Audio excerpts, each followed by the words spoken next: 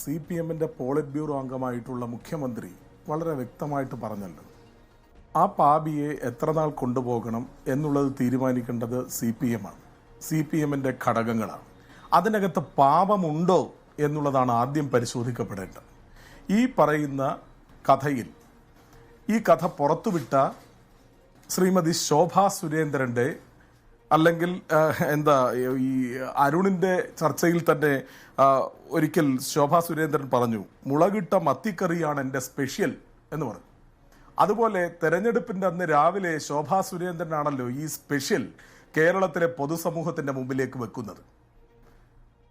ദല്ലാൽ നന്ദകുമാറിനോടൊപ്പം സൗഹൃദം പങ്കിട്ട് കേരളത്തിന്റെ പ്രഭാരിയായിട്ടുള്ള ജാവേദ്കറുമായി കൂടിക്കാഴ്ച നടത്തി എന്ന് ശോഭാ സുരേന്ദ്രന്റെ സ്വാധീനത്തിൽ കൂടിക്കാഴ്ച നടത്തി എന്ന് ഉള്ള ആരോപണം മുളകിട്ട മത്തിക്കറി ഇഷ്ടപ്പെടുന്ന ശോഭാ സുരേന്ദ്രൻ പറയുമ്പോൾ തീർച്ചയായും ഡോക്ടർ അരുണിനെ പോലെ നല്ല ഓർമ്മശക്തിയുള്ള സീനിയർ ആയിട്ടുള്ളൊരു മാധ്യമ പ്രവർത്തകൻ 2023 ജൂലൈ മാസം 8-ാം തീയതി ന്യൂസ് 18 ചാനലിന് ശ്രീമതി ശോഭാ സുരേന്ദ്രൻ അപർണയ്ക്ക് കൊടുത്തൊരു ഇന്റർവ്യൂ ഓർക്കും എന്നാണ് എൻ്റെ പ്രതീക്ഷ.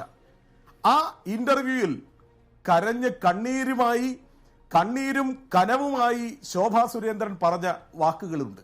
എന്തായിരുന്നു ശോഭാ സുരേന്ദ്രൻ പറഞ്ഞത്? മറ്റു പാർട്ടിക്കാരെ കൊണ്ട് അപമാനിപ്പിക്കുന്ന നിലയിലേക്ക് ഭാരതീയ ജനതാ പാർട്ടി പോയിരിക്കുന്നു. ഞാൻ എന്തു വേണം? തലമൊട്ടയടിക്കണമോ? നിരാഹാരം കിടക്കണമോ? ഉള്ളിൽ കരഞ്ഞുകൊണ്ടാണ് ഞാനിത് പറയുന്നത്. BJPയുടെ സംസ്ഥാന കമ്മിറ്റിയുടെ പ്രസിഡന്റ് ഒരു ഇമെയിൽ അയക്കുന്നതിന് പകരം ഫ്ലൈറ്റ് ടിക്കറ്റ് എടുത്ത് അങ്ങ് ഡൽഹിയിൽ പോയി എന്നെക്കുറിച്ച് പരാതി കൊടുക്കേണ്ട ആവശ്യമുണ്ടായിരുന്നോ എന്ന് പറഞ്ഞുകൊണ്ട് BJP നേതൃത്വത്തിനെതിരെ കരഞ്ഞ് കണ്ണീരും കൈയുമായി നിന്ന ശോഭാ സുരേന്ദ്രനാണോ 2023 കാലയളവിൽ LDFന്റെ കൺവീനറെ BJPയിലേക്ക് കൊണ്ടുപോകാനായിട്ടുള്ള നയപരിപാടികൾ രൂപീകരിക്കുന്നത്?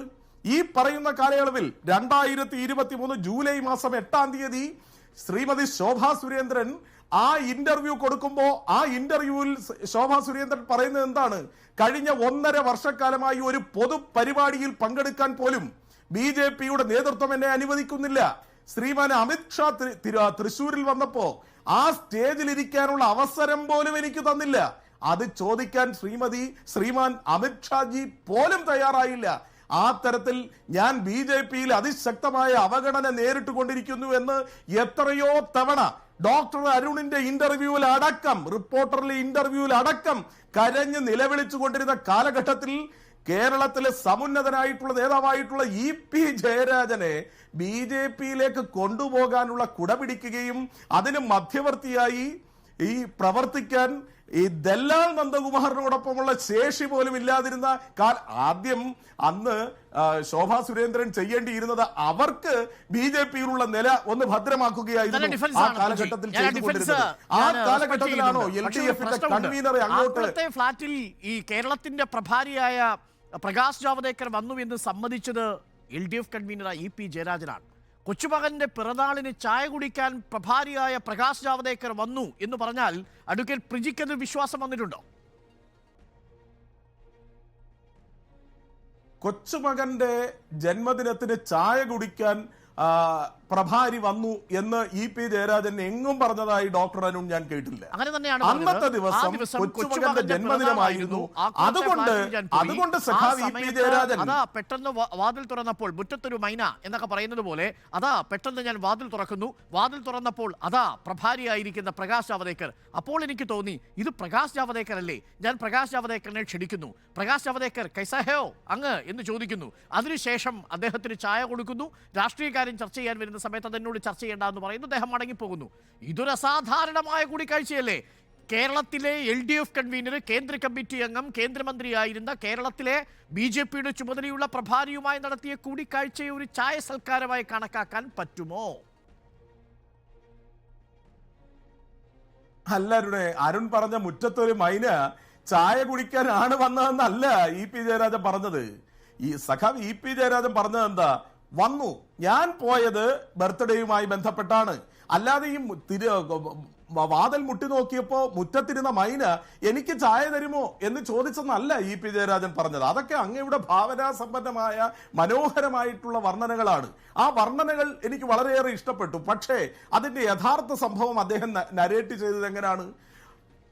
ഈ പറയുന്ന പ്രഭാരി അവിടെ വന്നു, ജാവ്ദേക്കർ വന്നപ്പോ അദ്ദേഹം പറഞ്ഞു, എനിക്ക് രാഷ്ട്രീയം സംസാരിക്കാൻ താല്പര്യമില്ല, ഞാൻ പുറത്തേക്ക് പോവുകയാണ്, നിങ്ങൾക്ക് വേണമെങ്കിൽ ഇവിടുന്ന് ചായ കുടിച്ചിട്ട് പോകാം എന്ന് പറഞ്ഞു എന്നല്ലേ ഇ പി ജയരാജൻ പറയുന്നത്? അതിന് നമ്മൾ വർണ്ണ തൊങ്ങലുകൾ തുന്നിപ്പിടിപ്പിച്ച് ഇ പി ജയരാജൻ ഒന്നാകെ ഒരു കുഴപ്പക്കാരനാണ് എന്നുള്ള നിലയിലേക്ക് പോകുമ്പോഴാണ് ഇത് പുറത്തേക്ക് വിട്ടു എന്നുള്ള നിലയിൽ കഴിഞ്ഞ 2 ദിവസമായി പുറത്തുവിട്ട ഈ ഉപജ്ഞാതാവിനെ കുറിച്ച് എന്തുകൊണ്ട് ചർച്ച ചെയ്യുന്നില്ല? കൺവീനർ ഇ പി ജയരാജൻ എന്ന് അങ്ങയുടെ വാദത്തിന് വേണ്ടി ഞാൻ സമ്മതിക്കുന്നു. പക്ഷേ അപ്പോഴും ആ വിവരം ബന്ധപ്പെട്ട പാർട്ടി ഘടകത്തിൽ LDF കൺവീനർ പറയേണ്ടതല്ലേ അഡ്വക്കേറ്റ് പ്രജി? ബന്ധപ്പെട്ട പാർട്ടി ഘടകത്തിൽ സഖാവ് ഇ പി ജയരാജൻ അത് അറിയിച്ചില്ല എന്നുള്ളതിനെ കുറിച്ചാണ് CPM-ന്റെ പോളിറ്റ് ബ്യൂറോ അംഗമായിട്ടുള്ള കേരളത്തിന്റെ ബഹുമാന്യനായിട്ടുള്ള മുഖ്യമന്ത്രി ഒരു പഴഞ്ചൊല്ലോടുകൂടിയുള്ള ഉപമ ഉദ്ധരിച്ചിട്ടുള്ളത്. ആ ഉപമയിൽ ആ പഴഞ്ചൊല്ലിൽ അങ്ങ് ചോദിച്ച ചോദ്യത്തിന്റെ ഉത്തരമില്ലേ? തീർച്ചയായും ഈ തരത്തിലുള്ള ആളുകളുമായി കൂട്ടുകൂടുമ്പോ തീർച്ചയായും സൂക്ഷ്മത പാലിക്കണം. അദ്ദേഹത്തിനെ പോലെ ഒരു വലിയ വിപ്ലവകാരിയായ മനുഷ്യൻ, നിരവധി ത്യാഗസമ്പന്നമായ പ്രവർത്തനങ്ങൾ നടത്തിയിട്ടുള്ള മനുഷ്യൻ. മുഖ്യമന്ത്രി പ്രഭാരിയായ പ്രകാശ് ജാവ്ദേക്കറിനെ കുറിച്ചല്ല, അതാണ് വി ഡി സതീശൻ ചൂണ്ടിക്കാണിച്ചത്. പ്രകാശ് ജാവ്ദേക്കറിനെ അല്ല വിമർശിച്ചിരിക്കുന്നത്, കുറിച്ചാണ്. പ്രകാശ് ജാവ്ദേക്കറുമായുള്ള കൂട്ടുകെട്ടിനെ കുറിച്ചോ കാഴ്ചയെക്കുറിച്ചോ അതിനെ ലഘൂകരിച്ചാണ് കാണുന്നത്. താങ്കൾ കാണുന്നത് പ്രകാശ് ജാവ്ദേക്കറുമായുള്ള കൂടിക്കാഴ്ച ആണോ അപകടകരം, അതല്ല ദല്ലാൽ നന്ദകുമാറുമായിട്ടുള്ള കൂടിക്കാഴ്ചയാണോ? രണ്ടും ഇടതുമുന്നണി കൺവീനർ എന്ന നിലയിൽ ഒഴിവാക്കേണ്ടതായിരുന്നു എന്ന നിലപാടാണോ പ്രജിക്ക്? തീർച്ചയായിട്ടും അത് കുറച്ചുകൂടെ ജാഗ്രതയോടുകൂടി അദ്ദേഹം പ്രവർത്തിക്കണമായിരുന്നു. അദ്ദേഹം പാർട്ടിയെ അത് അറിയിക്കേണ്ട ഗൗരവമുള്ള വിഷയമാണെങ്കിൽ തീർച്ചയായും മലയാളത്തിലെ ഡിക്ഷണറിയിൽ ഇല്ലായിരുന്നെങ്കിൽ ഈ CPM എന്ത് ചെയ്യുമായിരുന്നു? പാർട്ടിക്കുള്ളിൽ ഏതെങ്കിലും തരത്തിൽ പാർട്ടി പ്രവർത്തകർക്കെതിരെ ആക്രമണം വന്നാൽ ജാഗ്രത കുറവ്, തുടർച്ചയായിട്ട് ഇ പി ജയരാജൻ പാർട്ടിയെ പ്രതിസന്ധിയിലാക്കുന്ന വിധത്തിൽ വന്നാൽ ജാഗ്രത കുറവ്, പ്രഭാരിയായ പ്രകാശ് ജാവ്ദേക്കറുമായി ആക്കുളത്തെ ഫ്ളാറ്റിൽ വെച്ച് ചായ കുടിച്ചാൽ ജാഗ്രത കുറവ്. ജാഗ്രത കുറവിന്റെ ഒരു പരമ്പരയാണല്ലോ ഈ പാർട്ടിയിൽ സംഭവിക്കുന്നത്. ആ വാക്കുള്ളത് കൊണ്ട് നമുക്ക് അങ്ങനെ പിടിച്ചു നിൽക്കാം. പക്ഷെ അതൊരു കേവലം ജാഗ്രത കുറവ് മാത്രമാണോ? കൈക്കുകുത്തിയാൽ താമര വിരിയുമെന്ന് പറഞ്ഞ് ഈ തെരഞ്ഞെടുപ്പ് കാലത്ത് കോൺഗ്രസിനെ ആക്ഷേപിച്ച CPM-ന് തെരഞ്ഞെടുപ്പ് ദിവസം കിട്ടിയ അടിയല്ലേ അത്? ഒരിക്കലുമല്ല അരുണെ.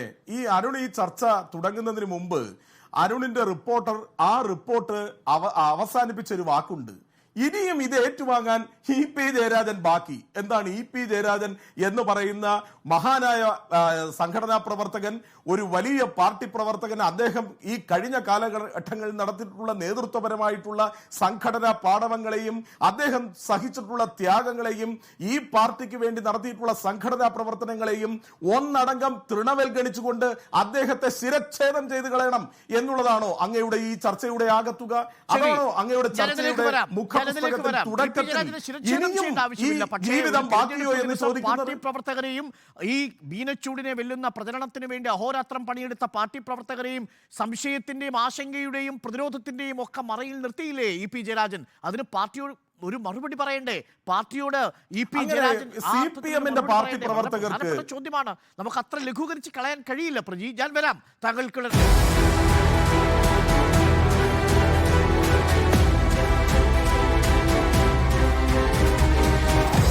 Debate with Arun Kumar.